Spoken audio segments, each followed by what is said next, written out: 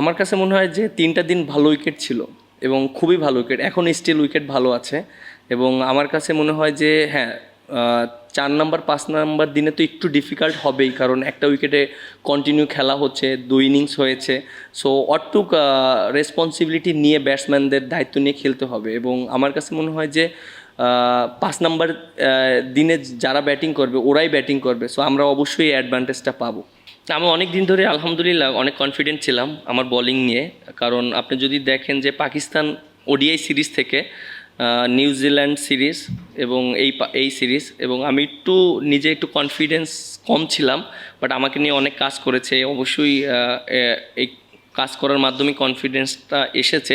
হয়তো আমি ওই সময় অনেক বেশি উইকেট পাইনি, বাট টিমের প্রয়োজনে অনেক এফেক্টিভ ছিলাম আমার কাছে মনে হয়। আর টেস্ট ক্রিকেটে তো অনেক অপরচুনিটি থাকে, অনেক সময় থাকে নিজেকে ওইভাবে মেনটেন করার জন্য। সো আমি ওইভাবেই চেষ্টা করছি। কি হয়েছে? মিনিস্টার ফ্রিজ কিনে হাম্বা জিতেছে। মিনিস্টার ফ্রিজ কিনুন, হাম্বা জিতুন, আরো আছে আকর্ষণীয় উপহার। না, এইরকম ট্রু উইকেটে যখন আমরা খেলি, বিশেষ করে পেস বোলিং অ্যাটাক উইকেটে যখন আমাদের খেলা হয়, অ্যাজ এ স্পিনার হিসাবে মাইন্ড সেট আপ থাকে যে ফার্স্ট ৩ দিনে আমি কোনো হেল্প পাবো না উইকেট থেকে। কারণ আমি যদি ভালো জায়গায় বল করি, ব্যাটসম্যান যদি মিস্টেক করে, তখন আমার উইকেট পাওয়ার চান্স থাকবে। আমরা হয়তো ৪ নাম্বার ৫ নাম্বার দিন থেকে হয়তো অ্যাডভান্টেজ পাওয়ার চেষ্টা করব, অনেক সময় ৩ নাম্বার দিন থেকেও অ্যাডভান্টেজ পাই।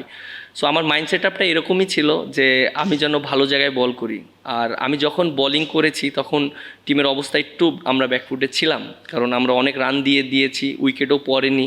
সো আমার দায়িত্বটা ওই রকমই ছিল, এক এন্ড থেকে রান যেন আমি না দেই, কারণ আমিও যদি রান দিয়ে দিই তাহলে কিন্তু ওদের গেম আরও ওপেন হয়ে যাবে এবং ওরা কিন্তু হয়তো আরও ৩০-৪০টা রান বেশি রান করতো, তখন আমরা ব্যাকফুটে পড়ে যেতাম। সো অ্যাজ এ স্পিনার হিসাবে প্রত্যেকটা স্পিনারে আমি যেখানেই টেস্ট খেলি না কেন ট্রু উইকেটে, তখন মাইন্ড সেট আপ এইটাই থাকে যে আমি ভালো জায়গায় বল করব এবং দিন শেষে হয়তো ২-৩টা উইকেট যদি পেতে পারি তাহলে এটা ভালো। সেকেন্ড ইনিংসে আমি অ্যাটাকিং বলার হিসাবে আসব যখন উইকেটে বল টার্ন করবে। ডিসিপ্লিন থাকার চেষ্টা করি, মানে অলওয়েজ ডিসিপ্লিন মেনটেন করার চেষ্টা করি।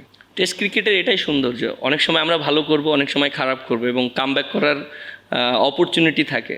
দেখেন যে আমরা একটা সময় কিন্তু ব্যাটিংয়ে অনেক ভালো করছিলাম, আবার আমাদের উইকেট পড়ে গিয়েছে এবং ওরা কিন্তু দেখেন যে ফার্স্ট 200 রান করেছে, 1 উইকেট পড়েছে, দেন তারপরে কিন্তু আবার 25 রানের ভিতর 4 উইকেট পড়ে গিয়েছে, আবার পার্টনারশিপ করেছে। এটা টেস্ট ক্রিকেটে এরকমই সিনারিও আসবে এবং যারা জিনিসটাকে বেশি মিস্টেকটা কম করবে, মানে যারা মিস্টেকটা কম করবে তারাই এগিয়ে থাকবে।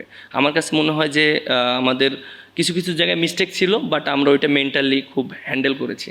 না, টেস্ট সার্কেলে তো অবশ্যই আমরা যদি ভালো পজিশনে থাকতে পারি, এটা আমাদের ক্রিকেটের জন্য, আমাদের দেশের জন্য অবশ্যই বিরাট একটা অ্যাচিভমেন্ট হবে। কারণ এখানে টেস্ট একটা ম্যাচ জেতা অনেক ডিফিকাল্ট এবং একটা টেস্ট ম্যাচ জিততে পারলে প্রত্যেকটা মানুষই অনেক হ্যাপি অ্যাজ এ প্লেয়ার হিসাবে। এবং আমার মনে আছে পাকিস্তানে আমরা 2টা টেস্ট ম্যাচ জিতেছিলাম, মানে আমি অনেক খুশি হয়েছিলাম এবং প্রত্যেকটা টিমের প্লেয়ার অনেক খুশি হয়েছিল, কারণ টানা 5 দিন আপনি কষ্ট করে যখন একটা ম্যাচ জিতবেন তখন এটার ফিলিংস অন্যরকম থাকে। সো এইটাই অবশ্যই আমার কাছে মনে হয় তাসকিন ওইখানে যেভাবে বোলিং করেছে ওর জন্যই আমরা হয়তো ওদেরকে খুব কম রানে আটকাতে পেরেছি, কারণ আমার জন্য অনেক ইজি হয়ে গিয়েছে যখন ও 2টা উইকেট নিয়েছে, আমিও 2টা উইকেট নিয়েছি। সো আমাদের পার্টনারশিপটা অনেক ভালো ছিল ওইখানে, আমরা প্রায় 10 ওভারের মতন বোলিং করেছি, আমাদের পার্টনারশিপটা অনেক ভালো ছিল। এবং এক এন্ড থেকে যদি আপনি রান হয়ে যায় আর এক এন্ড থেকে যদি আপনি টাইট বোলিং হয়, কখনোই উইকেট পড়বে না টেস্ট ক্রিকেটে। আর 2 এন্ড থেকে যদি টাইট বোলিং হয়, রানটাও না হয়, তখন ব্যাটসম্যান রানের জন্য অপরচুনিটি খুঁজে কীভাবে রান করতে হবে, কারণ end of the day cricket খেলাটা রানের খেলা। আপনি যদি রান না করতে পারেন, দিন শেষে যত বলই খেলেন না কেন কোনো বেনিফিটেড হবে না। সো আমরা ওইভাবেই চিন্তা করেছি।